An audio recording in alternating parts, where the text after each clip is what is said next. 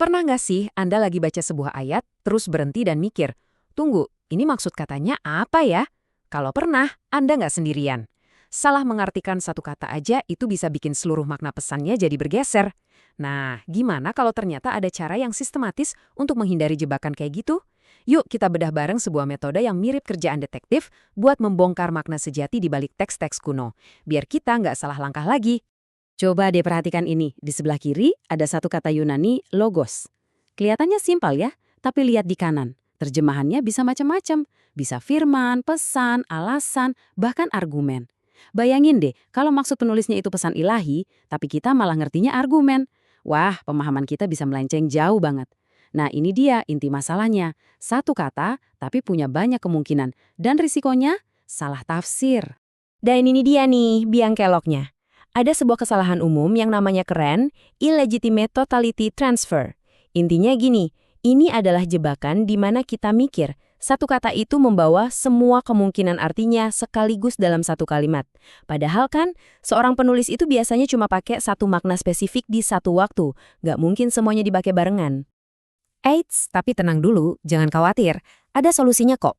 Ada sebuah metode yang jelas dan bisa diandalkan yang biasa dipakai para ahli buat mengurai kerumitan ini dan akhirnya menemukan makna yang paling akurat sesuai dengan maksud si penulis aslinya. Oke, ini dia peta perjalanan kita. Pertama, kita lihat dulu seberapa bahaya sih ancaman salah tafsir itu. Terus kita akan buka peta jalan menuju makna. Ini panduannya. Setelah itu, kita belajar mengurai kode bahasa, kayak detektif gitu. Lalu kita akan sadar kalau konteks adalah kunci utamanya, dan terakhir, barulah kita bisa dengan yakin memilih makna yang tepat. Udah siap? Yuk kita mulai. Oke, jadi kita udah lihat ya, bahayanya itu nyata. Kalau kita cuma ngandelin definisi pertama dari kamus, itu ibaratnya kayak kita coba merakit lemari, tapi cuma ngeliat gambar di kotaknya.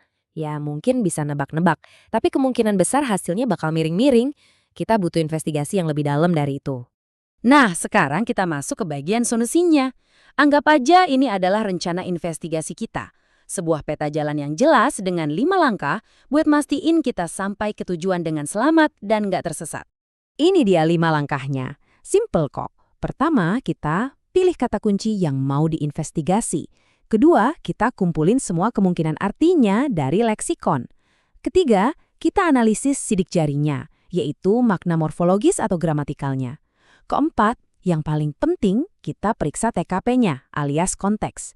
Nah, baru deh di langkah kelima, kita bisa pilih satu arti yang paling sesuai dengan semua bukti yang ada. Oke, investigasi dimulai. Langkah pertama, kita pilih dulu kata mana yang mau kita selidiki. Nggak perlu semua kata, nanti capek. Fokus aja ke kata-kata yang paling penting. Misalnya, kata kerja yang jadi inti kalimat. Kata benda yang punya makna teologis kuat, kayak iman, kasih, anugerah, atau kata yang diulang-ulang sama penulisnya. Atau kata yang sering jadi perdebatan. Nah, itu petunjuk awal kita. Kalau kita udah punya tersangkanya, kita masuk ke langkah 2. Buka leksikon atau kamus bahasa aslinya. Nah, yang perlu diingat di sini, tujuan kita bukan untuk langsung pilih arti pertama yang muncul. Bukan. Tujuan kita adalah mengumpulkan semua kemungkinan arti dari kata itu, atau yang disebut rentang makna.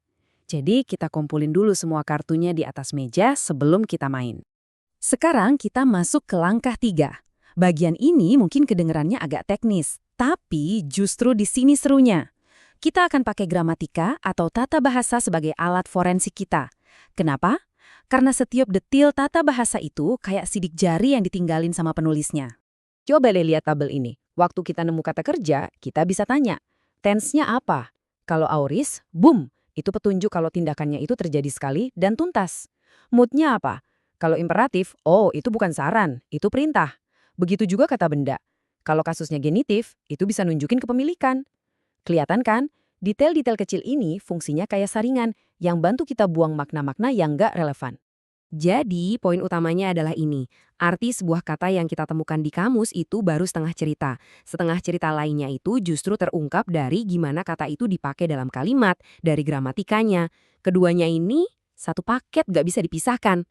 Dan sekarang, kita sampai di langkah yang bisa dibilang paling-paling penting. Langkah keempat. Kalau tadi gramatika itu alat forensiknya, maka konteks ini adalah TKP-nya, tempat kejadian perkaranya. Disinilah semua bukti diuji dan makna yang sebenarnya akan terungkap. Konteks itu ada dua lapis. Pertama, ada konteks kalimat. Kita zoom in ke kalimat dan paragraf di sekitarnya. Kata ini fungsinya apa sih di dalam argumen penulis? Kedua, ada konteks historis. Kita zoom out ke dunia di mana teks itu ditulis.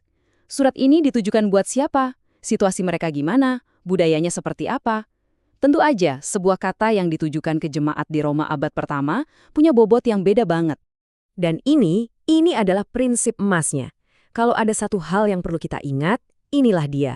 Lupakan dulu kamus, lupakan dulu asumsi kita. Pada akhirnya, yang memegang kendali penuh atas makna sebuah kata adalah konteksnya. Konteks itu rajanya. Akhirnya kita sampai di garis finish, langkah kelima. Setelah semua bukti terkumpul dari rentang makna, petunjuk gramatika, sampai analisis konteks, sekarang waktunya kita menarik kesimpulan. Ini bukan lagi soal tebak-tebakan ya, ini adalah keputusan yang kita ambil berdasarkan bukti yang kuat. Terus gimana cara kita milih arti yang final? Anggap aja kita punya saringan. Kita masukin semua kemungkinan arti, terus kita uji satu-satu. Apakah artinya cocok dengan gramatikanya? Cek. Apakah nyambung dengan argumen penulis secara keseluruhan? Cek. Apakah masuk akal di dalam konteks historisnya? Cek. Kalau ada satu arti yang bisa lolos dari semua saringan ini, nah, jackpot. Kita sudah menemukan maknanya. Jadi, kelima langkah investigasi ini bukan cuma buat para ahli atau mahasiswa teologi loh. Ini buat kita semua, siapapun yang mau memahami teks dengan lebih dalam dan lebih bertanggung jawab. Pertanyaannya sekarang saya kembalikan ke Anda. Setelah tahu semua ini, lain kali Anda membaca, kira-kira pertanyaan apa yang akan Anda ajukan pada teks di hadapan Anda?